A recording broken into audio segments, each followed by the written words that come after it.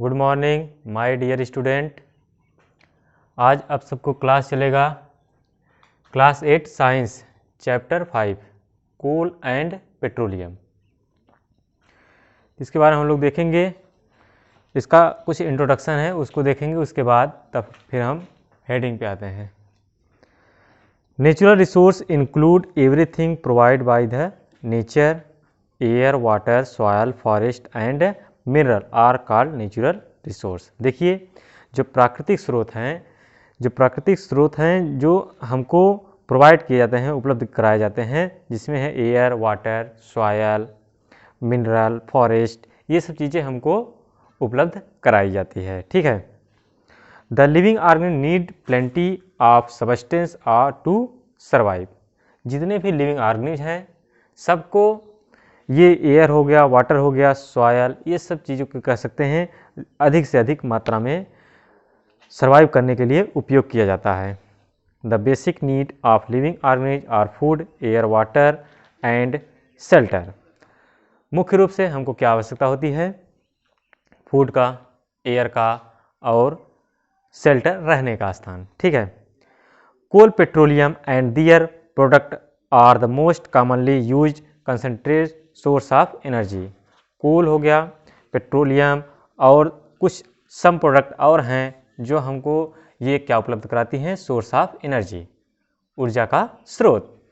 These are commonly known as fossil fuel. इसे को सामान्य रूप से हम लोग क्या कहते हैं? फॉसिल फ्यूल, जीवाश्म ईंधन। We should read this chapter carefully. इस चैप्टर को हम ध्यानपूर्वक पढ़ेंगे। इसमें है आपका टाइप ऑफ नेचुरल रिसोर्स, प्राकृतिक स्रोत का प्रकार। तो इसमें देयर आर टू टाइप्स होते हैं। एक होता है आपका इनहैबिटेबल नेचुरल रिसोर्स, दूसरा क्या होता है? इनहैबिटेबल नेचुरल रिसोर्स। इनहैबिटेबल नेचुरल रिसोर्स में क्या होता है? इसमें जो भी मात्रा हम यूज़ करते हैं, जैसे पेट्रोल हो गया, कोल हो गया, प्लांट हो गया, ये हम यूज़ करेंगे, इसका हम रिन्यूएबल नहीं कर सकते। और इनहैबिटेबल में क्या होता है? इसका हम उपयोग करेंगे और ये रिन्यूएबल दोबारा हो जाता है। जैसे एयर हो गया, सनलाइट हो गया, वाटर हो गया। देखिए इसमें दिया है, this type natural resource are present in limit amount in nature and do not reproduct themself. देखिए ये कह सकते हैं इनहैबिटेबल जो नेचुरल रिसोर्स है ये लिमिट अमाउंट है, इसका जो अमाउंट है एक लिमिट है, मतलब ये इतना ही अमाउंट है, इससे ज़्यादा अगर आप उपयोग करेंगे तो ये खत्म हो जाएगा, ये दोबारा रिन्यूएबल नहीं हो पाएगा। तो यहाँ दिया है they are completely being used by the human being, they are also known as non renewable resource. For example petroleum, coal and petroleum है, कोल है और प्लांट है।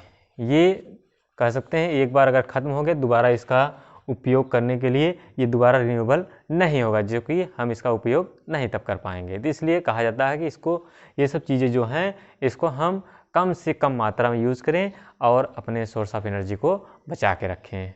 ठीक। इनहैबिटेबल नेचुरल रिसोर्स है इसमें हमने बताया कि in this type of natural resource are present in unlimited amount in natural and they are not it used completely by the human. For example air, water and sunlight, this also known as renewable resource. देखिए इसमें कहा रहा है कि जो इनहैबिटेबल natural resource है इसमें कह रहा है कि अनलिमिटेड अमाउंट है, बहुत ज़्यादा मात्रा, मतलब कि ये कंप्लीट रूप से जो ह्यूमन हैं, मनुष्य हैं, इसका पूरी तरह से उपयोग नहीं कर सकते। ठीक है। फॉर एग्जाम्पल एयर, वाटर और sunlight, this is also known as renewable resource. ये दोबारा रिन्यूएबल हो जाता है, दोबारा पुनः निर्माण हो जाता है। ठीक है। अब आते हैं हम, एक और है आपका फॉसिल फ्यूल, जीवाश्म ईंधन। Fossil fuel are fuel obtain from the remains of decaying plant and animal preserve in the earth crust. Fossil fuel that are being used today were form million of year ago. आज के समय में जो हम fossil fuel का उपयोग कर रहे हैं ये सबसे पहले कहेंगे मिलियन ऑफ ईयर एगो जो प्लांट या एनिमल्स क्या हो गए थे? डिकेइंग हो गए थे। ठीक है। तो इसका आज हम उपयोग कर रहे हैं, जो भी जीवाश्म ईंधन है। तो इसमें कुछ जीवाश्म ईंधन है तो इसमें अभी दिखाया जाएगा। We should study to know more detail about the fossil fuel. तो सबसे पहले इसमें पहला पॉइंट है आपका कोल, कोयला। कोयला ये भी एक क्या है, जीवाश्म ईंधन है, इसका हम लोग उपयोग करते हैं।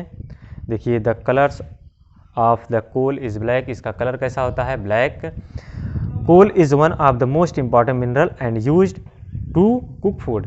ये मुख्य रूप से कह सकते हैं इसमें ज़्यादा से ज़्यादा क्या पाया जाता है, मिनरल पाया जाता है, और इसका उपयोग हम खाना बनाने के लिए करते हैं, डोमेस्टिक यूज़ के लिए कह सकते हैं। It is found in the coal mine, और ये कहाँ पाया जाता है, कोयले की खादान में। It occurs at varying depth under the upper crust of the earth. ये कह सकते हैं जो अर्थ का ये परत है, इसके अंदर जो डेप्थ में परत होता है, इसके अंदर ये मान सकते हैं कि यहाँ पे लगभग क्या हमारा पाया जाएगा कोल, ठीक है। और इसमें दिया है in India coal is mainly found in, कहाँ कहाँ हमको प्राप्त होता है कोयला, तो उड़ीसा है, वेस्ट बंगाल है, मध्य प्रदेश है, बिहार है, झारखंड, यहाँ ये सब चीज़ें हमको पाई जाती हैं। इसके बाद है आपका next point formation of coal. Coal कैसे बनता है, कोयला कैसे बना। तो अभी इसके पहले हम लोगों ने थोड़ा फॉसिल फ्यूल जीवाश्म ईंधन के बारे में, जीवाश्म ईंधन में यही बताया कि जो प्लांट्स या एनिमल्स डेड एंड डिकेइंग हो गए और मिलियन ईयर एगो हुए हैं, ठीक है, जिसका आज टुडे हम जीवाश्म ईंधन का उपयोग कर रहे हैं। तो ये हुआ कैसे, आगे हम लोग देखते हैं। यहाँ फिगर भी है उसका फॉर्मेशन ऑफ कोल का, तो यहाँ पे हम लोग देख लेंगे। देखिए formation of coal, when the tree and the plant lost their leaves and die, their leaves and the dead material got buried into the layer of the rotating vegetation। जो हमारा वेजिटेशन है रोटेट कर रहा है, तो इसमें जो plants हो गए या उसका लीव्स डाइड मतलब कह सकते हैं नष्ट हो गए, और वो क्या हो गए, ब्यूरिड, लेयर से क्या हो गए, लेयर से नीचे की तरफ ढक गए हैं, ठीक है। तो pressure from the overhead layer pushed this layer together to form a layer of soft material called peat. उसके बाद वो क्या करता है, प्रेशर मतलब उस लेयर को क्या करेगा, प्रेशर देगा, दबाव देगा, तो वहाँ से जो टुगेदर मतलब उसके साथ जो लेयर सॉफ्ट मटेरियल बनेगा, उसका नाम क्या रखे हैं, peat. Sometime mud and sand were washed over the layer of the peat, pressing them even further and tied together. This made of soft brown coal and lignite। अब इसके बाद क्या हुआ, कुछ समय के बाद या कुछ दिनों के बाद कह सकते हैं, तो दिया है कि इसमें मड और सैंड वाश्ड करते हैं लेयर के साथ, और उसमें पीट को क्या करते हैं, प्रेशर करते हैं, तो नया एक कोयले का निर्माण होता है जो कि ब्राउन कलर में होता है, सॉफ्ट होता है, उसका नाम दिया गया है लिग्नाइट। क्या दिया गया है, लिग्नाइट। देखिए ट्री और प्लांट से हीट और प्रेशर हुआ तो हमारा पीट बना, अब उसके बाद फिर हमारा लिग्नाइट बना। कैसा कलर है इसका, ब्राउन। इसके बाद which had the moisture constant and the carbon of 25 to 35% in the softest type of coal. इस तरह के जो कोल हैं लिग्नाइट, तो इसकी परसेंटेज जो कार्बन होती है 25 से 35% होती है, और ये कैसा होता है, थोड़ा सॉफ्ट होता है, क्योंकि ये मॉइस्चर होता है, नमी जैसा होता है। फिर उसके बाद हम हीट और प्रेशर दे रहे हैं, तो देखते हैं आगे क्या होता है। The movement inside the earth crust help and turn the lignite into hard black coal and known as the bituminous coal. अब उसके बाद जो पृथ्वी के अंदर का परत होता है वो क्या करता है, इनसाइड मूवमेंट करता है, घूमता रहता है, ठीक है। तो वहाँ से हेल्प मतलब उसके क्रस्ट के साथ हेल्प करेगा, और उसके साथ क्या बनेगा, लिग्नाइट से एक हार्ड ब्लैक कह सकते हैं कोल बनेगा, जिसका नाम है बिटुमिनस कोल, ठीक। उसके बाद आप लोग देखेंगे यहाँ पे है it contains the carbon percentage of 60 to 80%। इसमें कार्बन परसेंट कितना होता है, 60% से 80% तक होता है, ठीक है।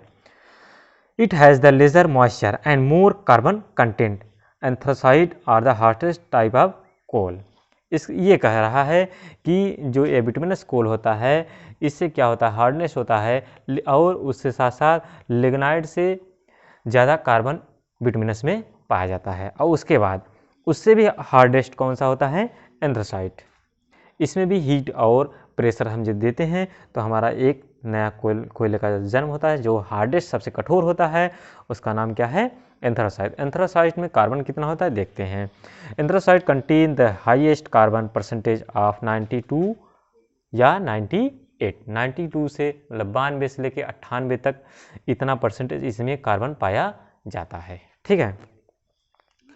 फिर carbonization is the slow process of conversion of dead vegetation into coal. Coal is primary made up of carbon, hydrogen, oxygen, nitrogen and some amount of sulphur. देखिए कार्बन, ये कार्बनाइजेशन जो स्लो प्रोसेस होता है carbon जैसे dead vegetation into कोल में, तो कोल में मुख्य रूप से और भी क्या पाए जाते हैं, कैसे ये बनता है? इसमें हाइड्रोजन, कार्बन तो है ही, हाइड्रोजन, ऑक्सीजन, नाइट्रोजन और कुछ मात्रा में क्या इसमें पाया जाता है? सल्फर। ठीक, ये हो गया। उसके बाद हम लोग देखेंगे,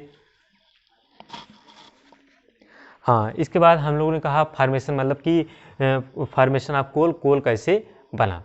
तो मिलियन ऑफ ईयर एगो प्लांट्स क्या हुआ? डेड या डिकेइंग हुआ। तो हजारों साल या लाखों साल पहले कह सकते हैं, तो लाखों साल पहले कह सकते हैं, हजारों लाखों साल पहले प्लांट्स क्या हुआ? डेड एंड डिकेइंग हुआ होगा।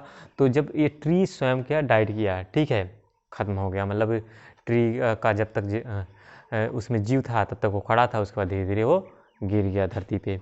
तो उसके बाद वो क्या हुआ? उसके ऊपर मड, रॉक्स और भी अदर पार्ट उस पर एक लेयर बनने लगा। जैसे हवा चलती है, मिट्टी चलती है, अब मान लीजिए, और भी हमेशा हमारा जो पृथ्वी है हमेशा रोटेट करता रहता है, उसके साथ साथ कह सकते हैं रोटेट के साथ साथ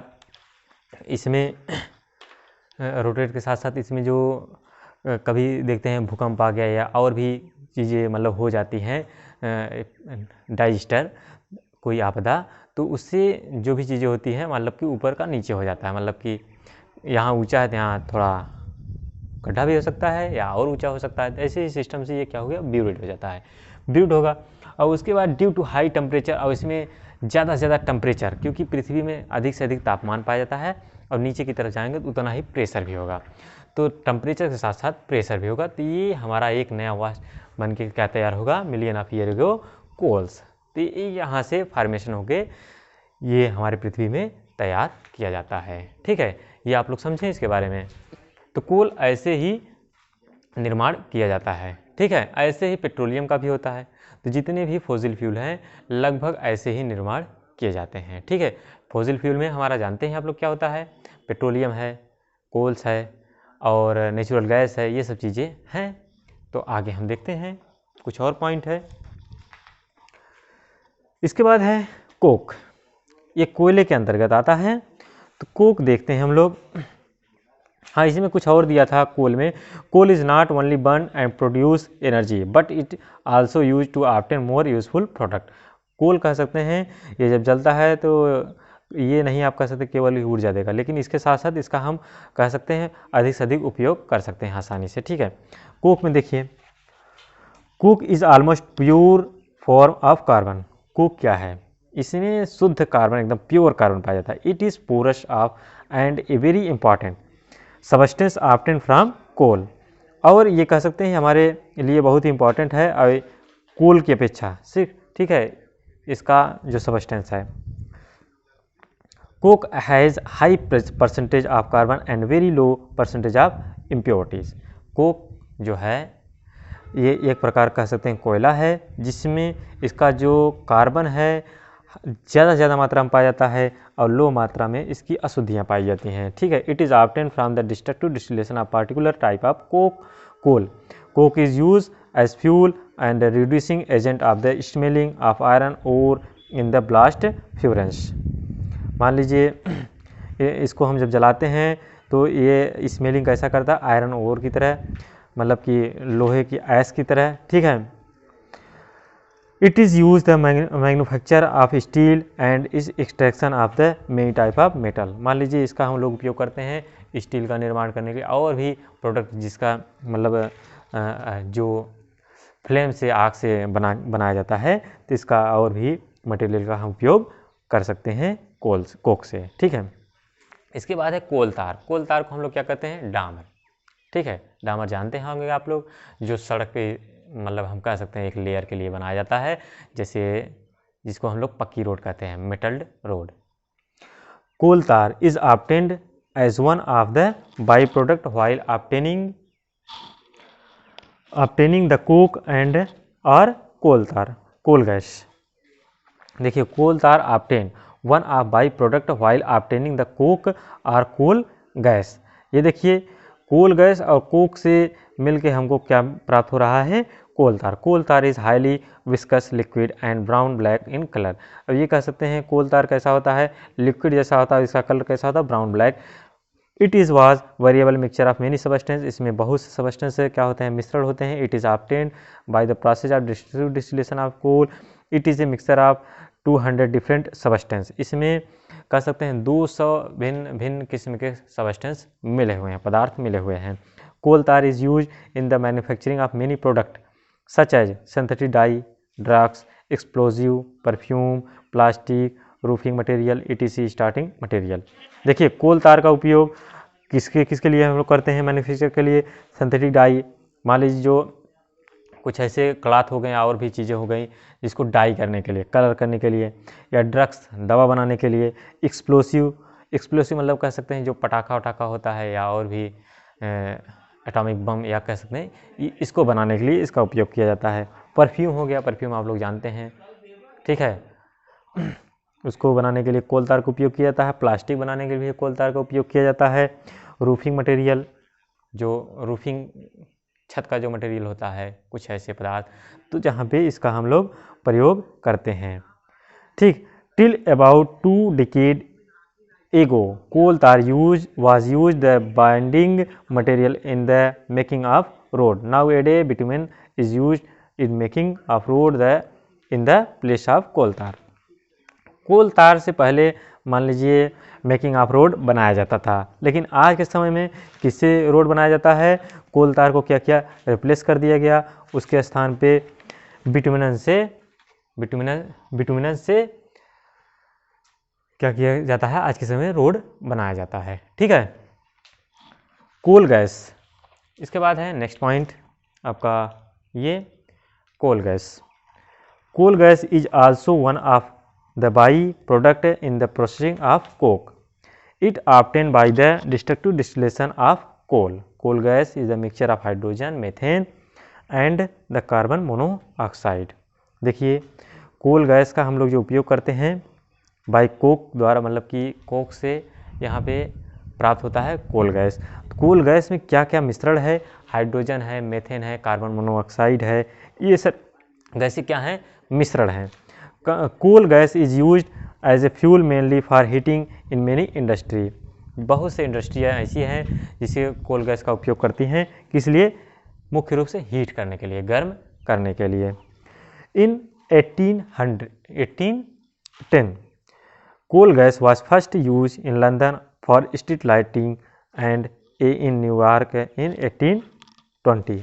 1810 में स्ट्रीट लाइटिंग, जो गली में लाइट उट जलाया जाता था, तो किस गैस का उपयोग करते थे उसमें, कोल गैस का।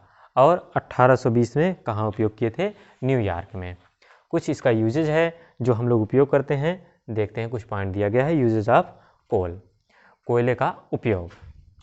ठीक है, तो coal is use in different variety in different purpose. Coal is used as a domestic fuel. सबसे पहले कह सकते हैं ये जो ईंधन है, डोमेस्टिक ईंधन है, घरेलू ईंधन है। ठीक है, इसका हम लोग उपयोग करते हैं। Coal is largest source of fuel use to generate the electricity. और कोल से देखिए, ये कह सकते हैं बहुत ज़्यादा फ्यूल ईंधन देता है। इससे हम क्या जनरेट कराते हैं, क्या बनाते हैं, इलेक्ट्रिसिटी, विद्युत का निर्माण करते हैं। Coal is use to make steam for heating. Heat करने के लिए, गर्म करने के लिए, भाप को गर्म करने के लिए कोल का उपयोग किया जाता है। Coal is use in manufacturing industry for heat and power application. Coal का उपयोग किया जाता है इंडस्ट्री द्वारा, औद्योगिक क्षेत्र द्वारा, हीट गर्म करने के लिए, और या पावर एप्लीकेशन, जो पावर की सप्लाई है उसको निर्माण करने के लिए कोल का उपयोग, कोयले का उपयोग किया जाता है। Coal is use to obtain coke and coal gas which are excellent fuel. देखिए कोल जो कोयला है कोक से और कोल गैस से बेहतर होता है, ठीक है, इसका उपयोग करने के लिए कोयला, ठीक है। तो ये इसलिए कहते हैं ये एक्सीलेंट फ्यूल है, सबसे अच्छा ईंधन है, ठीक है। तो उसके बाद और आपके फॉसिल फ्यूल हैं, फॉसिल फ्यूल, इसमें मान लीजिए फॉसिल फ्यूल में हमने पहला पॉइंट पढ़ा है कोल। अब नेक्स्ट पॉइंट में आप लोग को पढ़ाया जाएगा पेट्रोलियम। पेट्रोलियम कैसे बनता है उसके बारे में बताया जाएगा, ठीक है। और कुछ इसमें है, पेट्रोलियम के बाद आ जाएगा आपका नेचुरल गैस। नेचुरल गैस भी एक फॉसिल फ्यूल है और उसका एडवांटेज डिसएडवांटेज और कन्वर्जन ऑफ नेचुरल रिसोर्स, कैसे इसकी सुरक्षा करना है, बचाना है, इसके बारे में आप लोग को बताया जाएगा। तब तक के लिए आप लोग वीडियो देखते रहिएगा, वीडियो को ध्यान से पढ़िएगा और जो भी बताया जाए अगर नहीं समझ में आता आप लोग कमेंट कर सकते हैं और पूछ सकते हैं, ठीक है। आज के लिए इतना ही, थैंक यू।